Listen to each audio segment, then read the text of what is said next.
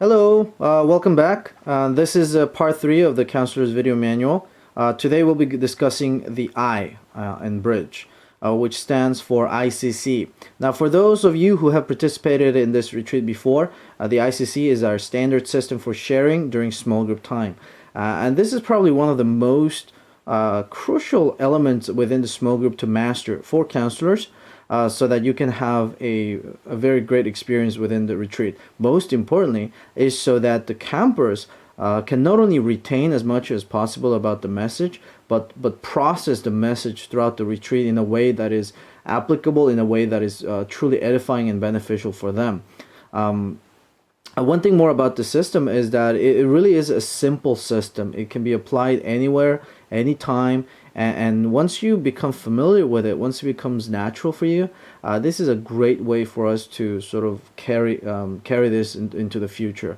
It helps people sort of absorb a lot more of the message, get more out of the message, and find sort of direct ways in which we can apply this to our lives. And also it trains us to be more responsive to what God is telling to us.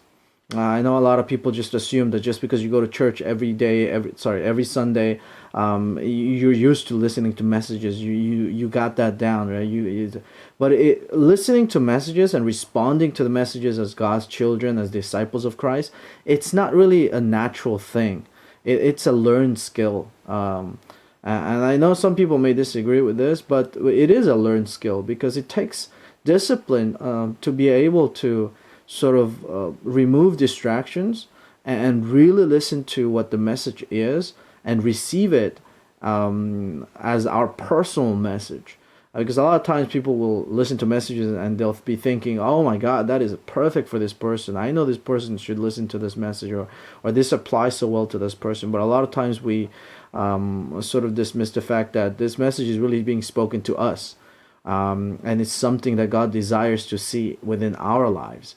So the ICC system, it's a very good system that helps with our Christian experience generally.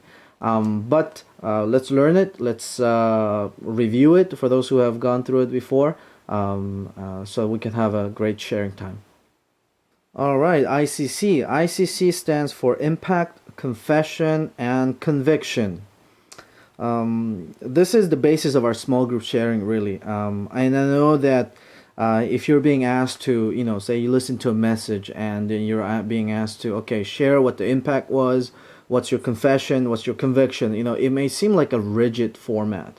But let me assure you that despite the apparent rigidness, the simplicity of this method really allows for I know this is going to sound very silly, but maximum retention, extraction, and application of what the message is. So impact. Impact stands for, impact stands for impact, but what is this about? It's about identifying the element within the message that really catches your attention. There's something in there that really draws you in. And this is not the entirety of the message, but this is the portion of the message that really captured your imagination, your responsiveness, your whatever is going on in your heart and your mind. It just captured that part of you, and you want to be able to articulate that. In other words, what gave you the most, what caused the most impact on you throughout the sermon. And also, it's going to be a great point of reference. Every time you think about this message, that's your access point into the rest of the message. You think about that one thing that impacted you the most, and you're going to be able to remember everything else about the message. The second part is confession. Now, this is a very important part. Confession is what we believe about God's message is that God's message is always the truth being revealed to our lives. It's and when the truth and the light of God is revealed to us, it reveals basically everything about us. And one thing that we seem to always run into in our lives always seems to be the thing that really hinders us in our relationship with God is going to be sin. So whenever God's truth is spoken to us, it will do many things. It will encourage us, it will strengthen us, it will sort of open new ways, new perspectives. It will change our hearts, but mostly also it will reveal sins. It will reveal that part of our lives that are stuck in darkness. Why? Because God doesn't want us to be stuck in darkness. God wants us to be freed from that. God wants us to be released from whatever is hindering us. So that's why it's always going to bring that revelation element into it. That's why confession is so important. Because until we have embraced the fact that every time we hear a message, it's going to reveal something like that into our lives, we're not going to really be able to embrace the whole of the message. So confession is a very important part. What revelation of my sin, to what area of my life is God speaking towards? And that we think about it, we reflect on it, and we share it in the group. And the third part is going to be conviction. What is my desire now? Now that I have listened to the message and I've caught something within the message, now that certain truth has been revealed in my life and areas have been exposed in my life, what am I going to do about it? How am I going to respond about it? And this is also the point where we create an accountability system for the group itself. They received something, though they say, okay, this is what I'm going to work on. This is the part of my life that really I'm going to apply discipline into, or I'm going to allow God to do more things in this part of my life. But it's a conviction. It's something that we want to share with the group and saying, okay, this is what I want to change. This is the area that God is asking me to change, and I want that. And I want you guys to hold me accountable to that. I want you guys to pray for me so that I can do that, so I can have that happen in my life. So conviction, it's about what our determination is and our response is towards what we have heard in the message. Now, as you're listening to this, you're probably thinking right now, oh my God, that's a lot of things. It may seem simple, but say you have 8 people in the group, if you share like a minute or two for each of the I, C, and C respectively, you're gonna have about 6 minutes at least, 5 to 6 minutes per person, and that's gonna be a long sharing time. You may be thinking, yeah, but it's shorter than you think. Also, it's not gonna take that long. The reason is because even though the ICC is laid out like that, we don't want you to go around to the group and say, okay, now let's share the ICCs. Let's share I first, and everybody goes, okay, impact for me was this, impact for me was that.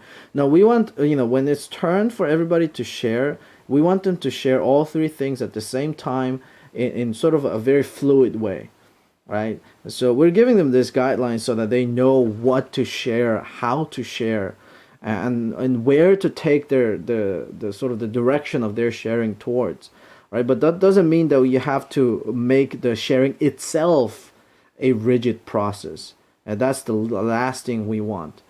Because if you do that, if you make the whole group share I first, and then everybody goes into the confession, and then everybody goes into conviction, it is going to feel very rigid. It is going to feel like it's a very boring sort of way of sharing. So you want everybody, you want to maybe start, or you want to have somebody else start, but you want to make sure that they're just sharing all these things all at the same time in a very fluid way. And quite honestly, I know people think that you have to share a lot for a long time. And if the campers are wanting to do that because they really feel like they need to process this within the group, then by all means, give them the time. Have the freedom to do that. But don't feel like you have to share for a long time. Sometimes short sharings can be incredibly effective and can have an incredible effect on the campers themselves. So don't feel like you need to be restricted by time, either by the shortness of it or the length of it. So right now what we're going to do is I'm going to give you a short, maybe 3-minute sample message. And I'm going to sort of comment a little bit on how do we want the ICC to sort of come out, because there are a few notes that I have that I think it's important for you to remember while you're sharing and also listening to your campers share in the ICC format.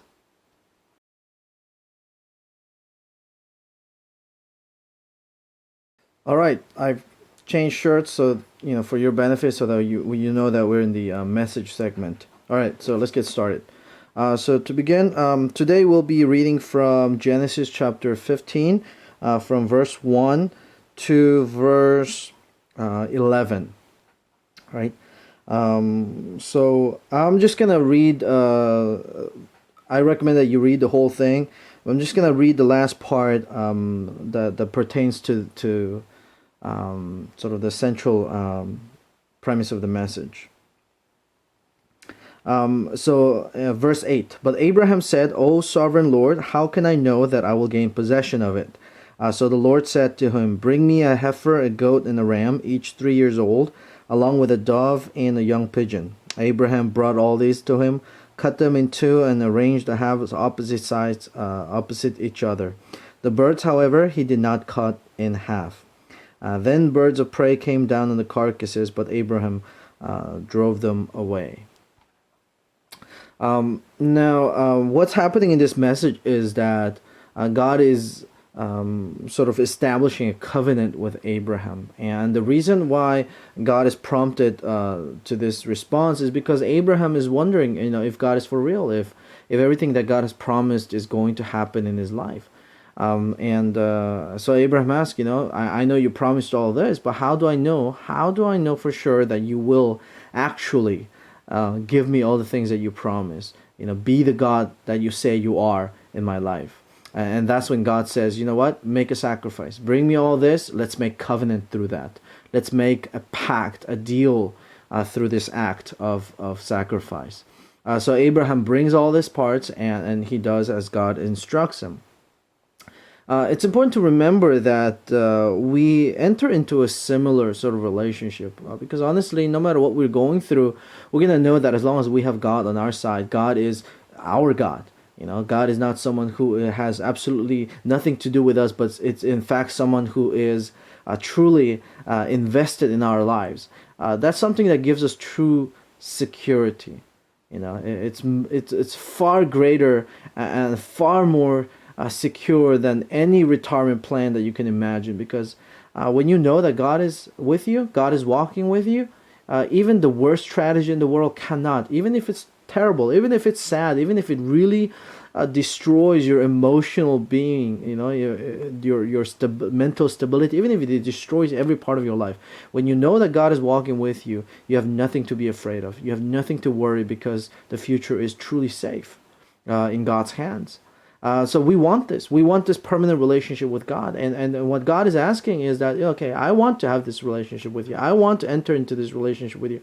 But I need you to do something. I need you to make this deal with me.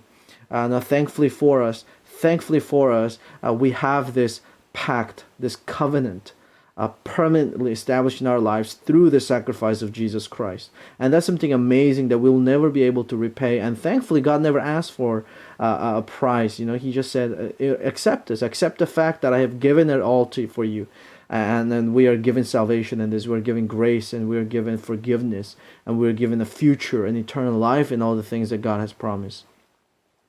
But I want us to turn our attention to this. What does it actually mean to establish covenant with God? What does it mean to enter into this permanent relationship with God? And the clues that we have and the key understanding that we have to kind of grasp in this message is what God says.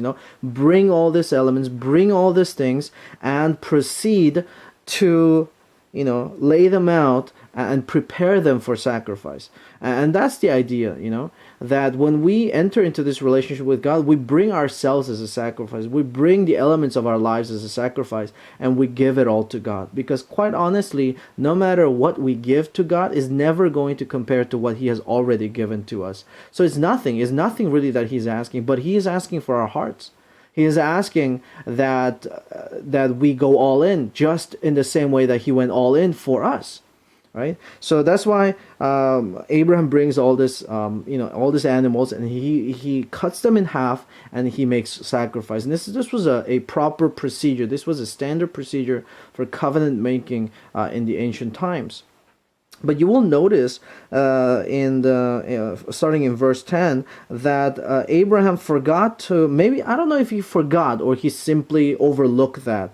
But what is certain is that he did not cut the birds, the pigeon and the dove, in half.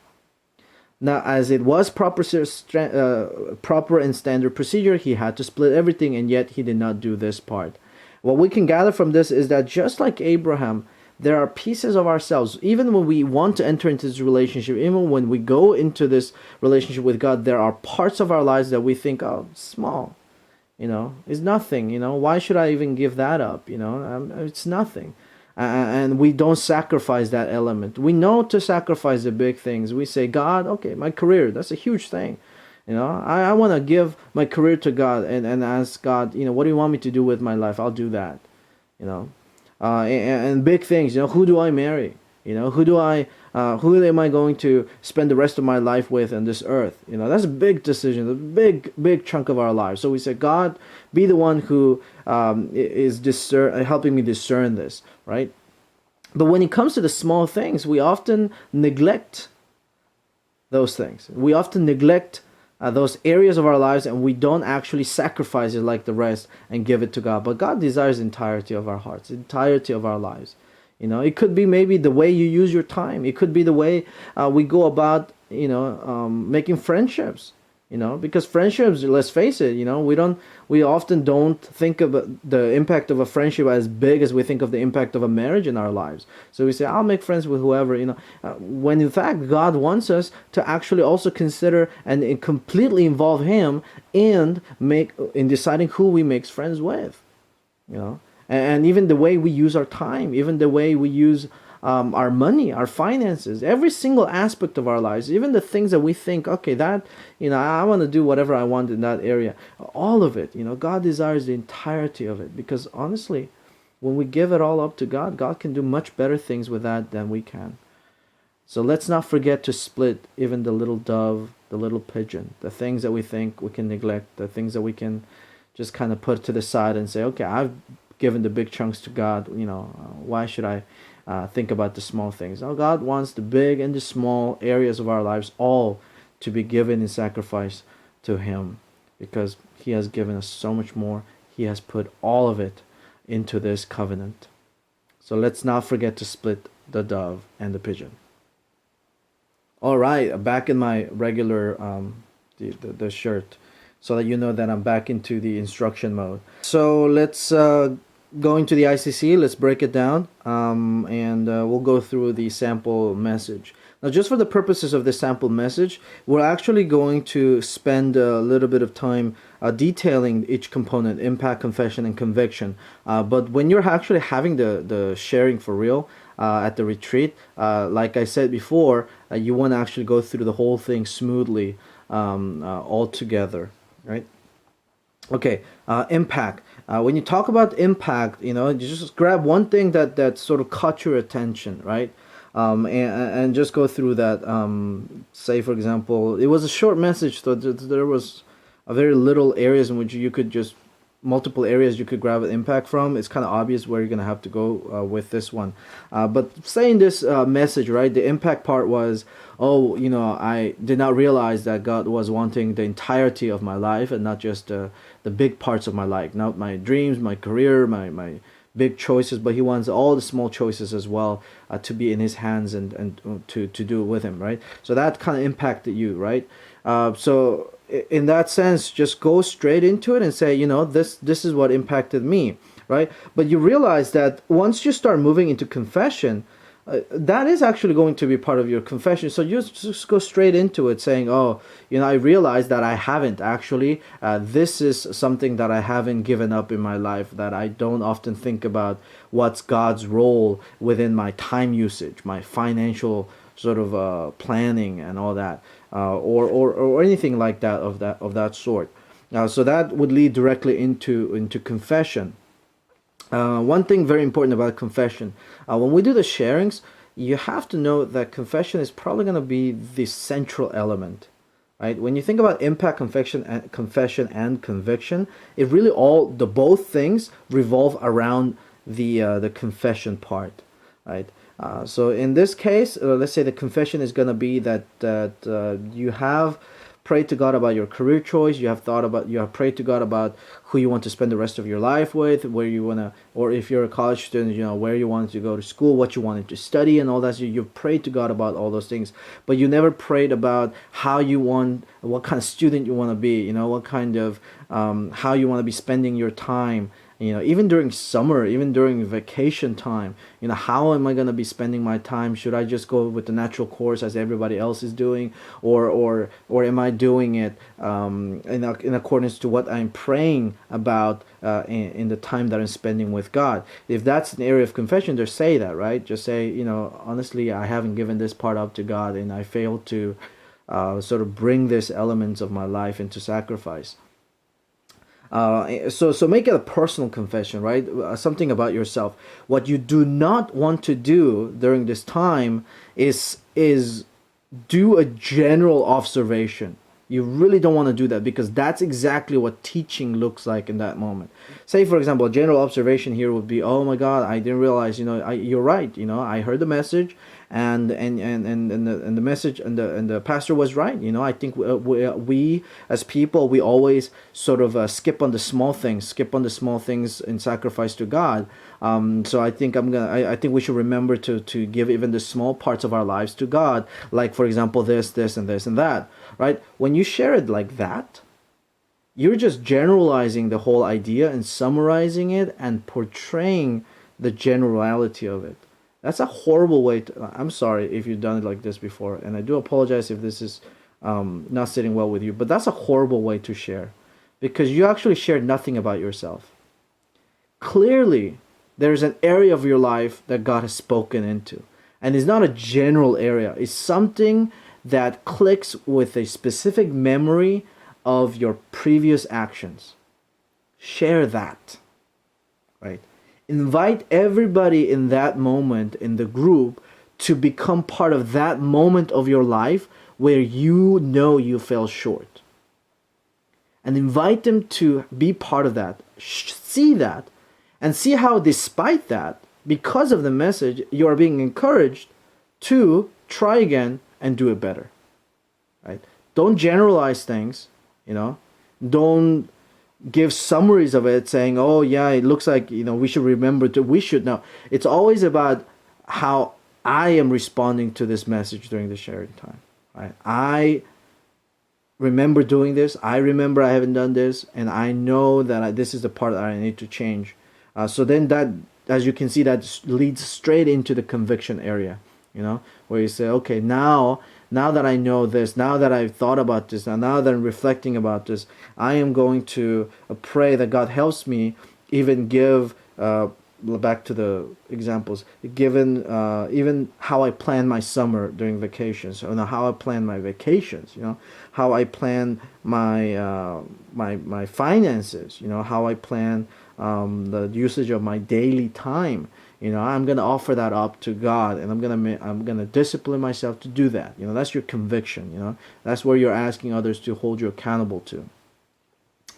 So again, as you can see, it doesn't have to be complicated. You don't have to summarize a lot of things. If they need a reminder, then yes, as a small group leader, you want to give them a reminder of what the message was about and all that stuff. But when it's time for you to share, make sure that you are actually sharing in response to how God spoke to you in that moment. But again, this is very important. When you share, invite people to live the specific moment of your life that was opened by this message. Don't generalize things. Even if you're talking about yourself, don't generalize things, because that's teaching. And I don't want us to go in there and be teachers, and because that would be redundant, honestly. So open up that area of your life, right, and invite them to see. I have experiences. I went through this, and I know that this is an area that I've fallen short in. Invite them to that specific moment, share that with them, and then move on to the conviction part. All right. So that's for the ICC. Again, if you have other questions, always, you can ask me in the comment section, or just email me directly. Other notes about sharing, and this is going to be also important. And you can see it in your manual. The campers are always going to go off topic. You'll always have those. If you don't get one of them, you're in luck. But in case you do get one of them, right, you want to do your best to kind of keep them in the topic. But if they insist on talking about that, just kind of tell them, hey, I think that's a great question. I think that's a very interesting idea. That's a very interesting that what you're talking about. But right now, let's stick to what the message was, and then after we're done with the sharing time, I would love to spend some time talking to you about that. Um, Also, the way you want to approach this is when you start the sharing, you'll most likely be the only leader. There are very few groups that are gonna get two leaders in the same group. You're gonna be probably the only leader in that group. So when you want to start the sharing time, it can be quite awkward, right? If you ask one of the campers to do it, right? But also the predicament is if you start the sharing time, you'll have a good start because you're sharing and you're eager to do so. But you might have a very awkward ending. May not end in a strong note, right?